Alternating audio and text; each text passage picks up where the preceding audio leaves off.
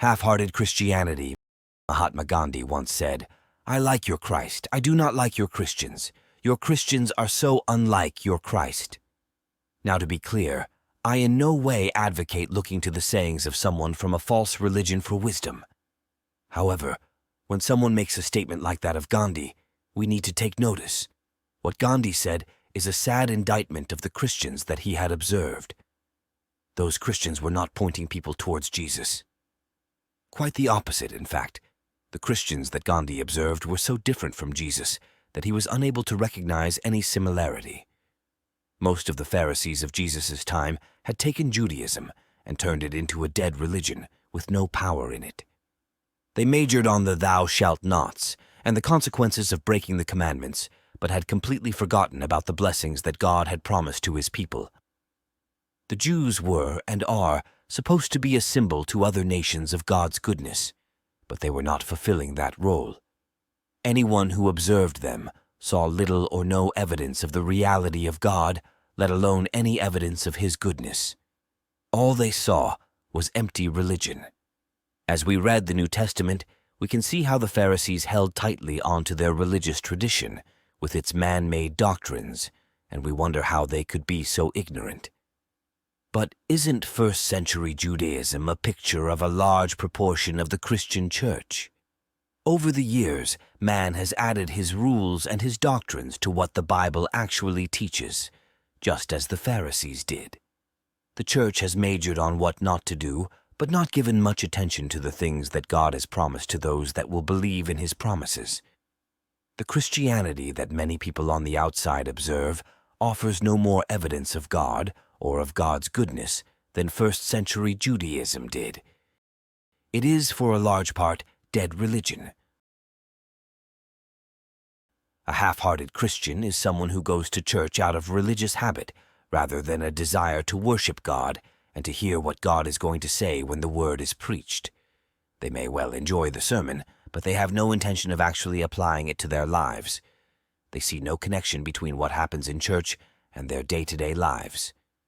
Because of this, they are unlikely to recognize whether they are even in the right church. For example, is the minister preaching words of faith or dead religion? Teenagers in this category will very likely sit at the back of the church, not really paying attention to what's happening because it just isn't real to them. A half-hearted Christian has recognized their need of the new birth. They certainly do not want to go to hell. But that is about as far as their Christianity goes. They do not realize that the Christianity that God wants them to experience, true Christianity, is something that will transform their lives from being much the same as the natural lives of those around them into supernatural lives. They do not realize that we are not supposed to go to church on Sundays and then live with the same problems and difficulties as the rest of the world. They do not realize that Jesus died to secure for them a better way of living. They do not realize that God offers real answers. In short, like the first-century Jews, these Christians are not the example to those around them that they are supposed to be. You see, we are supposed to be advertising God to those around us. We are supposed to be what you could refer to as living billboards. People are supposed to look at our lives and say, "Wow, whatever it is that makes their life different from mine, I want it." People should look at our lives and see the goodness of God manifested. They should look at us and see people who are different from those around us. They should see people who are healthy, happy, kind, peaceful, loving, well-off, who remain calm, etc. That is what will attract people to Jesus, when they see that Christianity is not just an empty religion, but that it actually makes a real difference in our lives. But more than that, they need to see people who actually believe the Bible, people who take seriously what God has said and who truly believe that it applies to them, people who pray in faith and expect results, people who refuse to accept sickness or disease, people who are always willing to give and yet never seem to lack anything. In the United Kingdom, there have been various leaders who profess to be Christians, but who seem to see their religion as a separate thing from their political decisions, what the U.S. refers to as the separation of church and state, although this is not what the writers of the U.S. Constitution actually meant. The idea was to prevent the government interfering with the American church, not to remove Christianity from the government. The reality is, you would only separate Christianity from the workings of the government if you didn't take Christianity seriously, if you didn't think that it has any relevance to day-to-day life.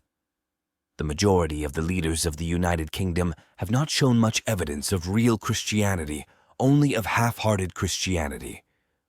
One exception to this is Margaret Thatcher, who in a 1988 speech to the Church of Scotland said, "We are told we must work and use our talents to create wealth. Indeed, abundance rather than poverty has a legitimacy which derives from the very nature of creation." In 2021, the total number of abortions in England and Wales were 214,256, and yet the Christian leaders here in the UK have not fought to ban this evil practice.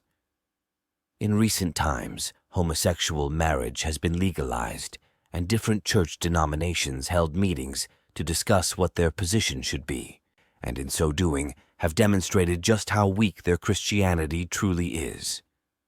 There should be zero need for discussion because the Bible hasn't changed. The Bible still clearly condemns homosexuality, whether the world likes it or not. Whatever level of society we are at, whether we are leading a country or working in a supermarket, we need to be the sort of Christians who refuse to compromise. Yes, that is going to upset some people, even some Christians. But so what? We need to be the sort of Christians who put God and His way of doing things before everything else. We must be prepared to be labeled as right-wing, extremist, homophobic, or whatever other label people come up with, rather than compromising so that they don't call us names. Rather than compromising so that we fit in and don't upset anyone, being referred to as tolerant or liberal is not something we should aspire to.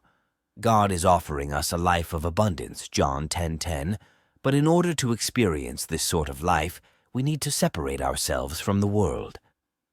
2 Corinthians 6:17 says, "Wherefore come out from among them, and be ye separate." There are two systems in operation on the earth today, God's system and the world system, and you cannot operate in both systems at the same time.